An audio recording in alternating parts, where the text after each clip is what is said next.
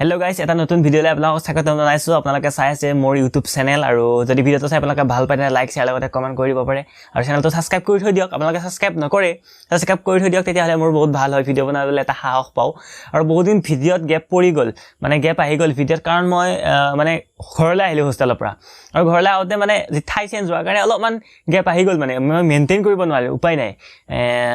ঘৰত আহি নতুন কিছুমান কামত ব্যস্ত হৈ গলো, ফুৰিব গলো, কিবা কিবি এনেকুৱা ধৰণৰ, আৰু সেটআপো নাছিলে মোৰ। এতিয়া মই কিবাকে পিছফালে বেক স্ক্ৰীনখন লগাই আৰু লাইটটো লগাই মই ভিডিওটো শুট কৰিবলৈ আৰম্ভ কৰিছো। আজি ভিডিওটো মানে একদম সাধাৰণ টপিক এটা হ'ব, মানে আমি ভিডিও বনাবলৈ আমাক কি লাগে, বহুত ডাঙৰ কেমেৰা লাগে নেকি বা কিবা সেটআপ লাগে তেনেকুৱা ধৰণৰ ওপৰত।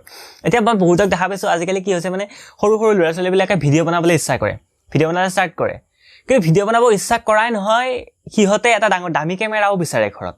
এটা ভাল দামী কেমেৰা এটা লৈ দিয়ক, তাৰপিছত ভিডিও বনোৱা ষ্টাৰ্ট কৰিব, ডাঙৰ ডাঙৰ ৰিং লাইট ল'ব, কিবা লাইট ল'ব, লৈ পেলাই মানে ভিডিও বনোৱা ষ্টাৰ্ট কৰি দিয়ে। আচলতে এইবিলাক লাগে নেকি আমাক? প্ৰথম যেতিয়া আমি ভিডিও বনোৱা ষ্টাৰ্ট কৰোঁ, চাওক এতিয়া মই ভিডিও বনাবলৈ প্ৰায় মানে ভিডিও ইউটিউবত বুলি নহয়, মই কণ্টেণ্ট ক্ৰিয়েটৰ, মই ইনষ্টাগ্ৰামতো ভিডিও বনাওঁ, ফেচবুকতো ভিডিও বনাওঁ, মই মোৰ কবিতাৰ ভিডিও শ্বুট কৰোঁ। গতিকে আল্টিমেটলি মই এটা কণ্টেণ্ট ক্ৰিয়েটৰ 2 বছৰ হ'ল মই ভিডিও শ্বুট কৰা।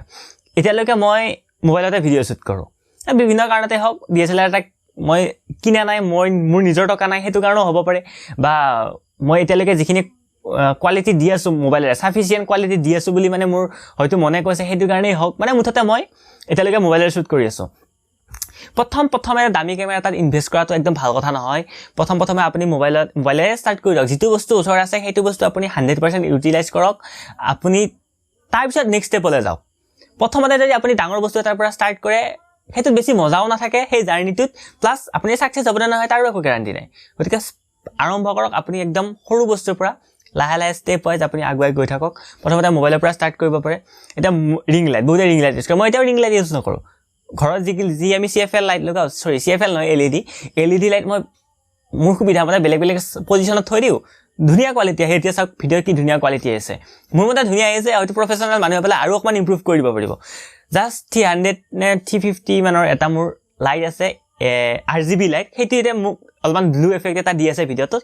বাকী এটা 20 ৱাটৰ টিউব লাইট আছে, আৰু একো নাই। বৰ্তমান এই দুটা লাইটেৰে ভিডিঅ' বনাই আছোঁ, এটা টিউব লাইট আৰু এটা আপোনাৰ এইটো RGB লাইট। ওপৰত লাইট আছে বাৰু, জ্বলালে জ্বলাব পাৰোঁ, কিন্তু মোৰ মন যোৱা নাই কাৰণে জ্বলোৱা নাই।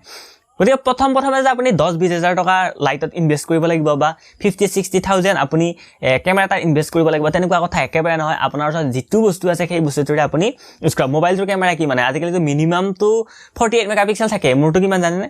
মোৰ মেগাপিক্সেল মাত্ৰ 20 মেগাপিক্সেল। অৱশ্যে কোৱালিটি ভাল, মেগাপিক্সেলে ইমান ডিপেণ্ড নকৰে বাৰু, কোৱালিটি ভাল নে বেয়া হ'ব। মোৰ 20 মেগাপিক্সেল যদিও কোৱালিটি ভাল, আকৌ কিছুমানৰ 48 মেগাপিক্সেল আহিও কোৱালিটি অকণমান নৰম হয়, হ'লেও ঠিক ঠাক চলি যায়।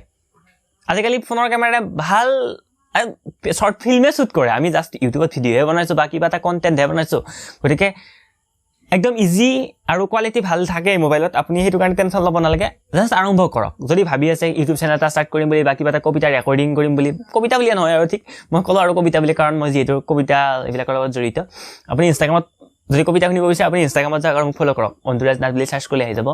এনেধৰণৰ কিবা যদি কণ্টেণ্ট আপুনি বনাব খুজি আছে বা বিচাৰি আছে, যদি আপোনাৰ মন যায় মোৰ নিচিনা কেনেকৈ ভিডিঅ' বনাবৰ কাৰণে, তেতিয়াহ'লে জাষ্ট আপুনি ষ্টাৰ্ট কৰক। কি আছে আপোনালোকৰ সেইটো ভবা বাদ দিয়ক, এদিন হ'বগৈ বহুত কিবা কিবি। কিন্তু যদিও আজি আপোনাৰ লগত একো নাই, যিখিনি কিবাটো আছে, কমচে কম আপুনি মোবাইলতো ভিডিঅ'টো চাই আছে, আপোনাৰ মোবাইলটোত মোৰ ভিডিঅ'টো চাই আছে, সেই মোবাইলটো উঠাওক, হেল্ল' গাইজ কৰি ষ্টাৰ্ট কৰি দিয়ক। এদিন নহয় একদিন আপুনি ছাকচেছ হ'ব। এইটো ভিডিঅ' ইমানেই আছিল আৰু একদম চুটিকে।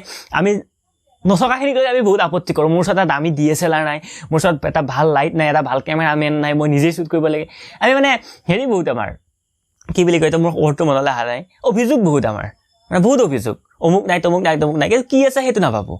আপুনি যদি ভাবিছে যিদিনা মোৰ ওচৰত দামী DSLR এটা থাকিব, দামী কেমেৰা এটা থাকিব, ভাল লাইটিং ছেটআপ থাকিব, সেইদিনা মই ভিডিঅ' বনোৱা ষ্টাৰ্ট কৰিম, থাকিব এদিন, আপোনাৰ ওচৰত আহিব এদিন, যেনেকৈ নহওক আপুনি ল'ব।